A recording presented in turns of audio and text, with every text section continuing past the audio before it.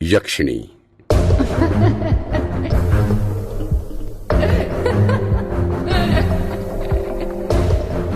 एक लड़का जिसका नाम अमर है, वो अपने दोस्त लक्ष्य से बचकर भाग रहा है, लेकिन दुर्भाग्यवश भागते भागते उसका पैर किसी पत्थर से टकराता है और वो नीचे गिर जाता है। लक्ष्य, तुम मेरे साथ ऐसा क्यों कर रहे हो? जाने दो, मुझे छोड़ दो, मैं हाथ जोड़ता हूँ। तुम लोग मेरा बहुत मजाक उड़ाते थे ना, अब देखो कौन बेवकूफ है और कौन समझदार। लेकिन हम दोस्त हैं लक्ष्य, तुम मुझे क्यों मार रहे हो? मैंने तुम्हें कभी दोस्त माना ही नहीं, कोई दोस्त नहीं है मेरा। जिसको भी पैसे का घमंड है ना, उन सब का यही हाल होगा, कोई नहीं बचेगा। प्लीज लक्ष्य। अमर खड़ा होकर फिर से भागने लगता है। अमर पीछे मुड़कर देखता है, उसे कोई दिखाई नहीं देता। तभी अमर के साथ साथ एक सुंदर लड़की जोर जोर से हंसते हुए तेजी से भागने लगती है। अमर देखकर घबरा जाता है और उसका पैर मुड़ जाता है, वो वहीं गिर जाता है। लड़की गायब हो जाती है। तभी लक्ष्य अचानक वहां आ जाता है। लक्ष्य, लक्ष्य, तुमने देखा, अभी यहाँ एक लड़की थी और अचानक गायब हो गई। अच्छा, मौत तेरे सिर पर है और तुझे लड़की दिखाई दे रही है। तू मेरे साथ कोई मजाक तो नहीं कर रहा है ना? मैं सच कह रहा हूँ, वो भयानक तरीके से हंस रही थी। तभी वहाँ उस लड़की के हंसने की आवाजें आने लगती हैं। ये देख, वो अभी भी हंस रही है, सुनाई दे रही है ना आवाज? कहीं तू उसकी बात तो नहीं कर रहा? यही थी क्या वो?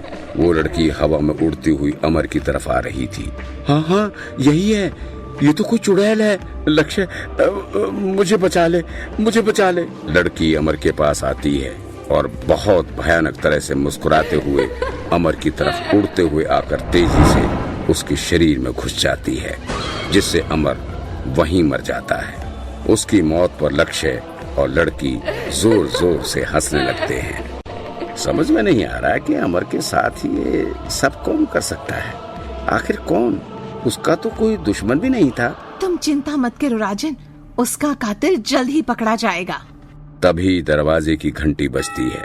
कल्पना दरवाजा खोलती है। वहाँ राजन का दोस्त प्रदीप होता है। प्रदीप, तुम आओ। अमर की इतने खौफनाक तरीके से हत्या हुई है, मुझे तो बहुत शौक लगा है। हाँ प्रदीप, हम भी अभी इसी बारे में बात कर रहे थे। राजन, तुझे पता है, लक्ष्य ने कल बहुत महंगी गाड़ी ली है। मैंने उसे फोन किया था, लेकिन उसने बात नहीं की। गाड़ी ली है तो बहुत अच्छी बात है, लेकिन आजकल वो हमसे ज्यादा बोलता ही कहाँ है, अलग अलग ही रहता है। हाँ भाई, वो तो बड़ा आदमी बन गया है, पैसे आते हैं तो यही होता है। दरअसल लक्ष्य ने हाल ही में एक महंगा घर और महंगी कार खरीदी थी। उसके पास बेशुमार दौलत भी आने लगी थी, लेकिन जब भी कोई उससे पूछता था तो वो यही कहता था कि ये दौलत उसे अपने पापा की पुश्तैनी जमीन बेचने से मिली है। खैर, कुछ दिन बाद एक रात अचानक से राजन के पास प्रदीप का कॉल आता है। कॉल पर साफ पता चल रहा था कि प्रदीप को बहुत चोट लगी है और उसकी जान खतरे में है। राजन, राजन, हाँ प्रदीप, बोल बोल, क्या हुआ?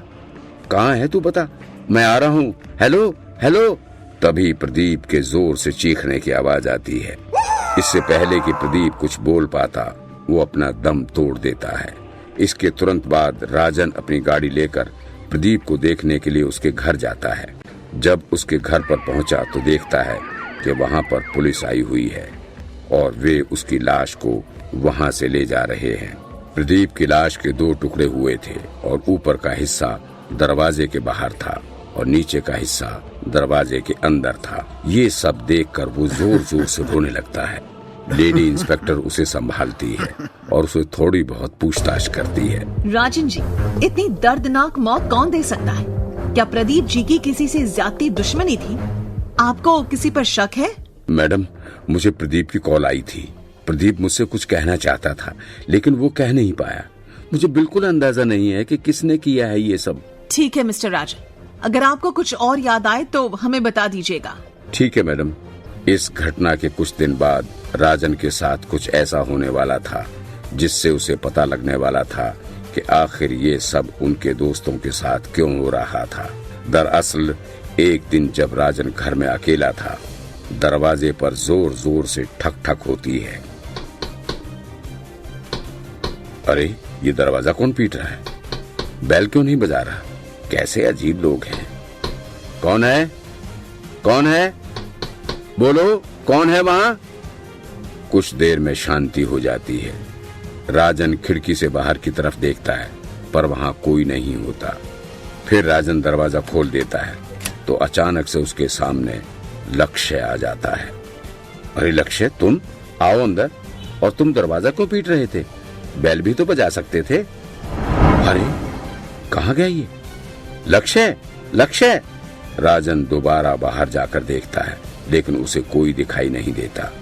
वो वापस अंदर आकर दरवाजा बंद कर लेता है और जैसे ही पीछे मुड़ता है उसे सामने कुर्सी पर लक्ष्य बैठा हुआ दिखाई देता है। राजन अचानक डर जाता है। डरा दिया तुमने तो, अचानक से अंदर आ गए, पता ही नहीं लगा। कुछ बोल क्यों नहीं रहे हो तुम? लक्ष्य कुर्सी से उठकर हवा में उड़ता हुआ राजन के पास आकर उसका गला दबाने लगता है। राजन जोर से चीख मारता है।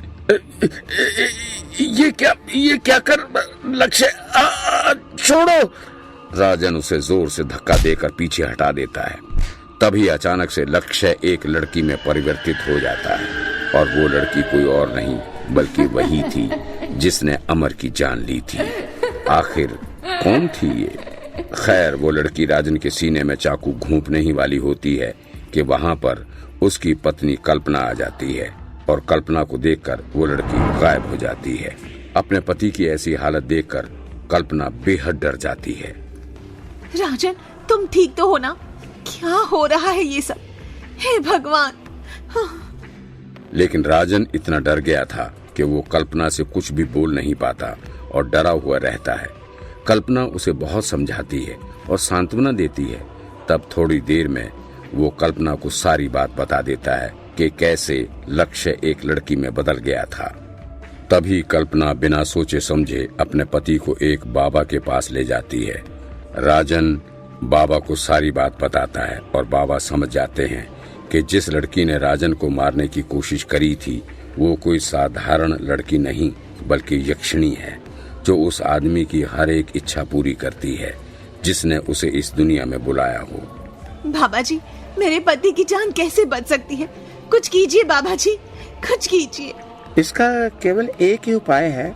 जिस व्यक्ति ने इसे इस दुनिया में बुलाया है, अगर उस व्यक्ति को मार दिया जाए तो तुम्हारे पति की जान बच जाएगी।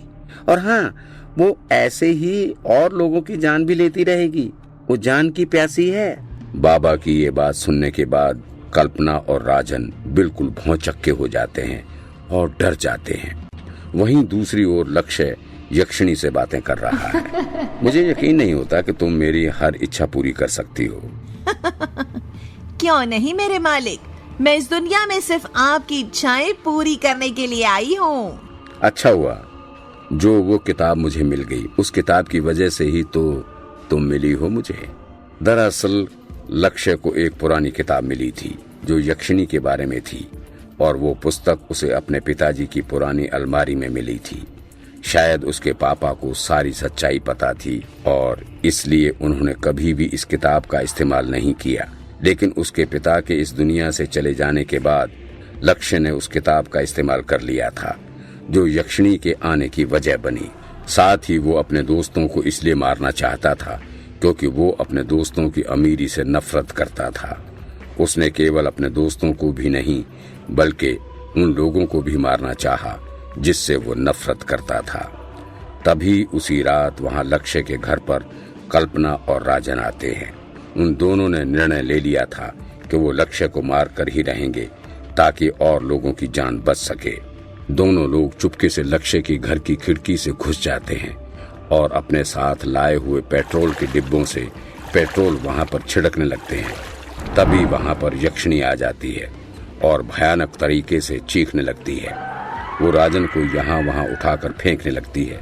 तभी कल्पना जल्दी से लक्ष्य को ढूंढना शुरू करती है और वो उसे एक कमरे में मिल जाता है।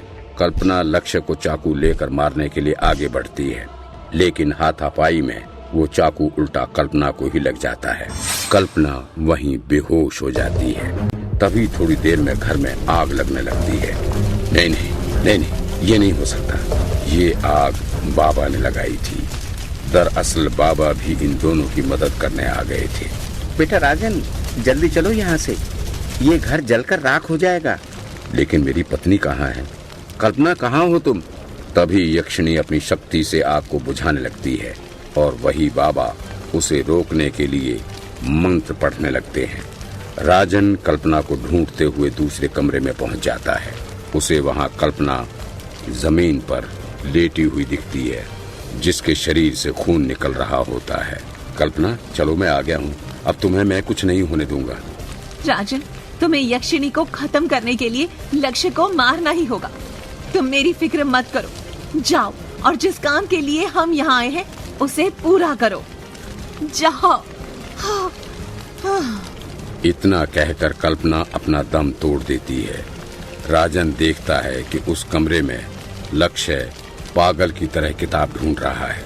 तभी वहां पर बाबा आते हैं और राजन को जबरदस्ती अपने साथ ले जाते हैं। थोड़ी देर बाद घर का सिलेंडर फट जाता है और जोर का धमाका होता है और इस तरह राजन को यक्षिणी से मुक्ति मिल जाती है। लेकिन ये क्या, यक्षिणी क्या सच में मर चुकी थी? क्या लक्ष्य मर चुका था या यक्षिणी ने उसे बचा लिया था? ये अभी भी एक राज बना हुआ है। क्या हुआ यक्षिणी और लक्ष्य का जानने के लिए देखना ना भूलें।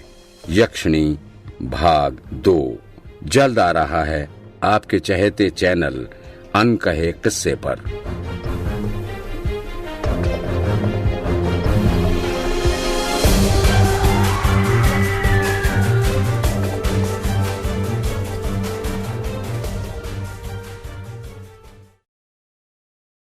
यक्षिणी एपिसोड 2। पिछले एपिसोड में आपने देखा कि लक्ष्य ने यक्षिणी का सहारा लेकर अपने मित्रों को मारने की कोशिश की और वो अपने 2 मित्रों को मारने में सफल भी रहा, लेकिन राजन उससे बच गया था। आपने ये भी देखा कि अंत में बाबा ने लक्ष्य के घर को जला दिया था और उसमें राजन ने अपनी पत्नी को भी खो दिया था। अब आगे उस घटना को करीब 1 महीना बीत चुका है और राजन अपनी बीवी को खोने के गम से बाहर निकल रहा है। वो उसी शहर में अपनी माँ के पास रहने के लिए चला गया था। वहीं पुलिस को लक्ष्य की लाश नहीं मिली थी और ये भी एक वजह थी कि राजन थोड़ा परेशान था। तो एक दिन वो अपने कमरे में बैठा हुआ अपनी पत्नी को याद कर रहा था। दूसरी तरफ बाबा सो रहे हैं और उनके सीने पर यक्षिणी आकर बैठ जाती है और उनका गला दबाने लगती है। बाबा जोर जोर से चिल्लाते हैं। अचानक बाबा नींद से उठ जाते हैं तो समझ जाते हैं कि वो एक बुरा सपना था। तभी बाबा को बाहर कोई काली परछाई दिखाई देती है। बाबा उठकर अपनी कुटिया से बाहर जाते हैं तो सामने कुछ दूरी पर यक्षिणी खड़ी होती है और जोर जोर से हंस रही होती है और कुछ देर में गायब हो जाती है। इसका मतलब साफ था कि यक्षिणी जिंदा थी। बाबा तुरंत राजन को कॉल करते हैं। जी बाबा जी, इतने दिनों बाद अचानक कॉल किया, क्या बात है बताइए। बेटा, वो यक्षिणी वापस आ चुकी है। लेकिन आप ये कैसे कह सकते हैं? बेटा, मैंने खुद देखा है उसे। ये बात सुनकर राजन के हाथ पैर सुन्न पड़ जाते हैं और वो डरते हुए कहता है, क्या बाबा जी? पर बाबा जी, आपने तो कहा था कि वो मर चुकी है, फिर वो वापस कैसे आई? इसका यही अर्थ हुआ कि उस दिन वो मरी ही नहीं थी और ना वो किताब जली थी। हम वहां से जल्दी से लौट आए थे। उस दिन सिर्फ एक ही मौत हुई थी, तुम्हारी पत्नी की। बाबा, अब क्या करें? वो तो मार देगी मुझे, मेरे परिवार को भी। बाबा जी कुछ कीजिए। बेटा, वो किताब जिससे यक्षिणी उत्पन्न हुई है, हमें उस किताब को जलाना होगा और वो किताब अभी भी लक्ष्य के पास है। लेकिन लक्ष्य तो उस दिन मर गया था ना बाबा जी। नहीं बेटा, यक्षिणी जिंदा है। इसका मतलब उसने लक्ष्य को भी बचा लिया होगा। राजन, इसका मतलब लक्ष्य अभी भी जिंदा है? हाँ बेटा, हमें लक्ष्य को ढूंढना होगा और उससे वो किताब लेनी होगी, लेकिन उस किताब को जलाने से पहले एक मंत्र पढ़ना होगा। मंत्र पढ़ने के बाद अपने खून की 2 बूंदें उस किताब में डालनी होगी और फिर उसे जलाना होगा। लेकिन बाबा, हम उसे ढूंढेंगे कहाँ? चिंता मत करो, मैं कोई पूजा अर्चना करता हूँ, शायद इससे मुझे उसका पता चल जाए। खैर, वो उनसे थोड़ी देर बात करने के बाद फोन रख देता है। वहीं राजन सदमे में आ जाता है और अब उसके सामने एक बहुत बड़ी मुसीबत खड़ी थी, क्योंकि यक्षिणी तो किसी को भी नहीं छोड़ती है। रात भी राजन सो नहीं सकता, बस करवटें लेता रहता है और बीती बातें याद करता रहता है। अगले दिन सुबह राजन की माँ शिवजी के मंदिर में पूजा करने आती है। बेटा, ये ले महाकाल का प्रसाद, भगवान तुझे सारी परेशानियों से बचाए। जी माँ।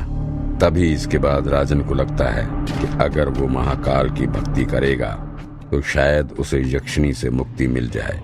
वो काफी डर रहा था और उसे डर था कि कहीं उसके परिवार वालों के साथ यक्षिणी और लक्ष्य कुछ गलत ना कर दें। जिस बात का उसे डर होता है वही हो जाता है। दरअसल उस दिन राजन अपने कमरे में लेटा हुआ था, तभी उसकी माँ आती है और उस पर चाकू से वार करने लगती है।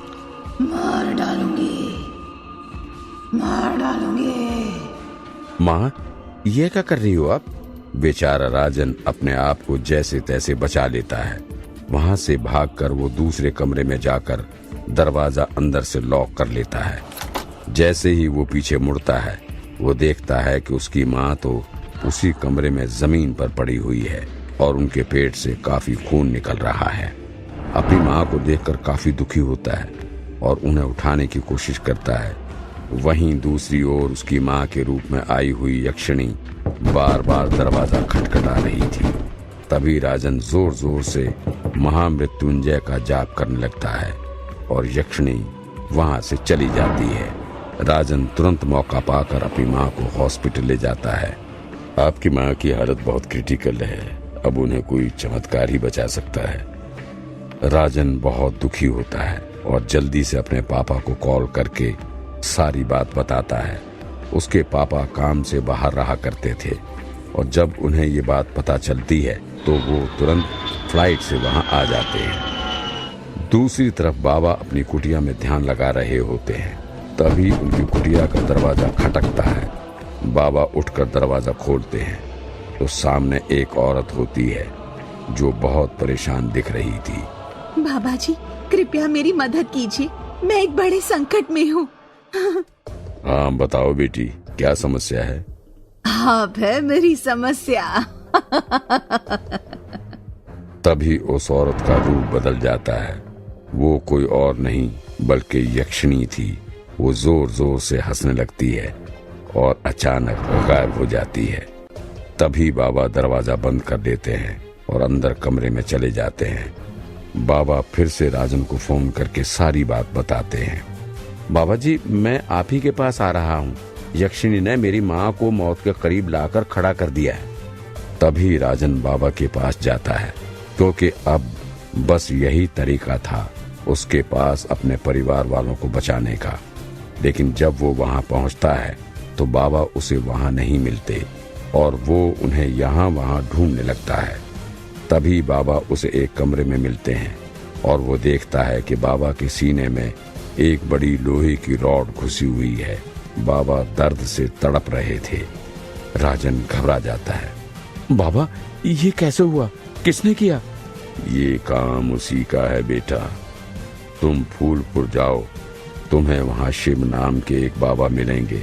वो तुम्हारी मदद करेंगे और वो मंत्र भी वहीं तुम्हें बताएंगे। और इतना कहने के बाद बाबा की मौत हो जाती है। अब राजन बिना समय गवाए तुरंत फूलपुर पहुंच जाता है उस बाबा के पास। वो बाबा को सारी बात बता देता है। ठीक है पुत्र, हमें एक पूजा करनी होगी जिसे हमें लक्ष्य का पता चल जाएगा। मैं कुछ भी करूंगा, बस मुझे छुटकारा चाहिए। तो बाबा काफी देर तक पूजा करते हैं और उन्हें अपनी दिव्य शक्ति से लक्ष्य का पता चल जाता है। राजन, तुम तब तक लक्ष्य के पास जाकर यक्षिणी की किताब जला दो तब तक मैं यहाँ से अपनी शक्तियों से यक्षिणी को रोकने के प्रयास करता हूँ ताकि वो तुम तक ना पहुँच सके। मुझे लगातार पूजा करनी होगी जब तक कि तुम वो किताब ना जला दो, लेकिन हमारे पास ज्यादा समय नहीं है, याद रखना ये बात। ठीक है बाबा जी। और हाँ, ध्यान रहे यक्षिणी की आंखों में मत देखना, नहीं तो वो तुम्हें मंत्र मुग्ध कर लेगी। जी बाबा।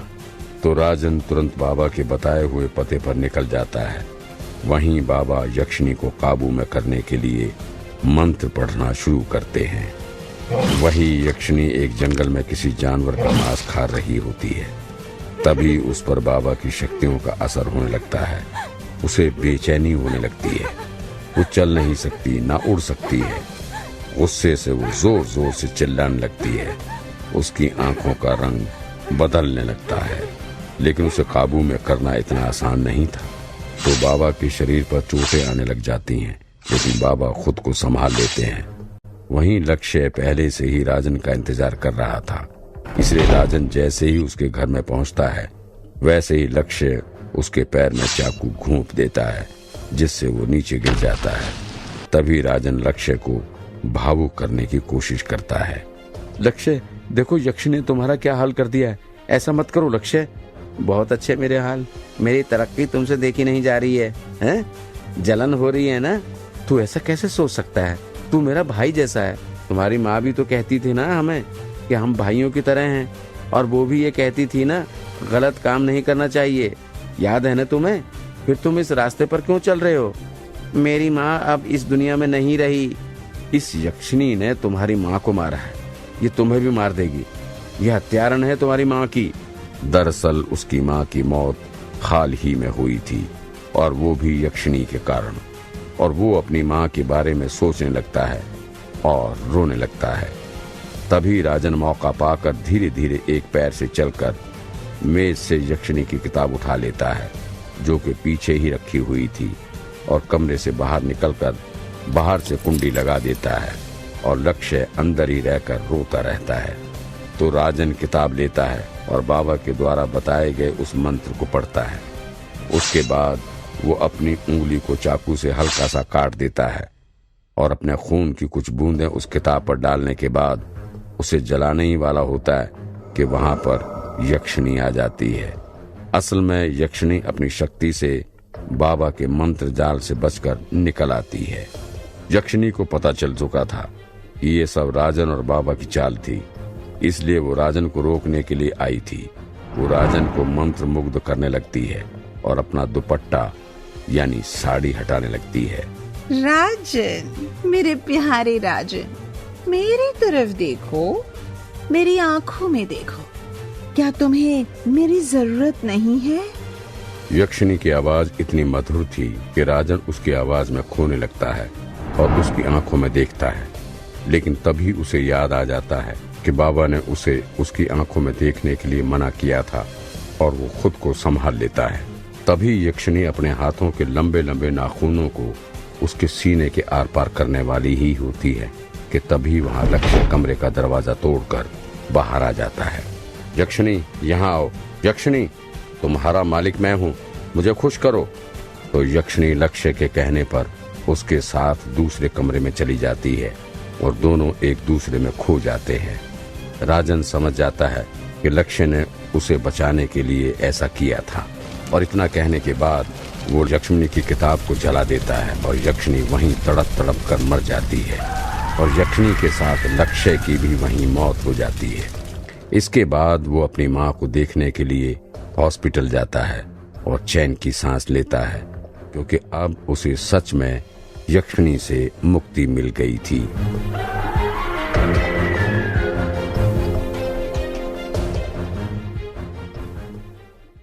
उम्मीद है दोस्तों आपको आज की कहानी बहुत पसंद आई होगी। ऐसी और हॉरर स्टोरीज के लिए हमारे चैनल को सब्सक्राइब करें और बेल आइकॉन का बटन दबाना ना भूलें। और अगर आप अपनी कहानी हमारे साथ शेयर करना चाहते हैं तो हमें ईमेल जरूर करें। हमारी ईमेल आईडी नीचे डिस्क्रिप्शन बॉक्स में दी गई है। और हाँ, वीडियो को लाइक और शेयर करना ना भूलें। Thank you.